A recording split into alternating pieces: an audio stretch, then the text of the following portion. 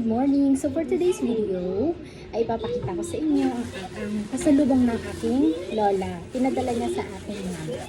So ito na nga guys. So ito, muna kayo ipapakita sa inyo. Yung tawag sa amin dito ay, sa Masbate ay pansit bato.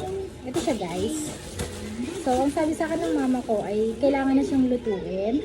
So lalaglang siya ng sahog na karne, konting baboy, o kaya mga gulay, mga bagyo beans, ganun. Ito siya guys, oh. Yan, ayan siya. Ayan, tawag dito sa amin ay pansit bato. Tapos, ang sunod naman sa akin na pinadala ay, guys, kamote. Ito, dalawang variant siya. Isang pula, tapos isang dilaw.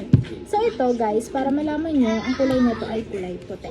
Pero minsan, may mga variant siya na kulay orange ata. Tapos, ito naman ay white lang siya. So, ayun na guys. Tapos, para kapag malaman mo kung meron sira, syempre, kaamoy na siya. Tapos, next is dilis. Yan, dilis. Ito, dilis. Favorite namin to. Siguro naman sa lahat ng bahay ay meron gantong dilis. So, yun na nga. Tagal ko nang hindi rin nakakain ng dilis galing sa aming probinsya. Tapos, next is yan, guys. Alam nyo ba to kung saan to nang galing?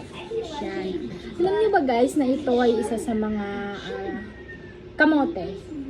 Tapos, ang tawag sa amin dito ay ginidap. So, ang ginagawa dito, para maging ganito siya, maging ganito yung outcome niya, itong kamote, syempre, babalatan. Pagkatapos balatan, hihiwain siya ng pa-slice. Slice guys. Tapos, meron kami ginagamit na parang kayudan. Tapos, nagiging ganito siya ka-flat. Tapos, after namin siyang kayudin, ay ibibilad namin siya sa araw. Tapos, kapag naging ganito na siya, yung texture niya, pwede na siyang lutuin. So, lulutuin lang siya, lalagyan ng asukal, tapos tubig, papakuluan. Tapos, pag lumambot, ayun na, pwede na natin siyang gawing merienda. Ang sumunod naman ay, tada! So, guys, hulaan nyo. Hilaw na ba to o hinog? So, ang sabi sa akin ng aking mama, ito daw ay hilaw at kailangan pa ilaga. O, diba? Ang laki. Ang laki na guys, yun. Ang laki. Ito pa, ang laki na. So yun, green siya, pero nagdilaw na siya, pero sabi, so hindi pala lahat ng dilaw sa saging ay naluluto na. Ay pwede na siyang kainan. So ito guys ay hilaw pa. So kailangan natin siyang lagain, hihiwain na siya sa gitna.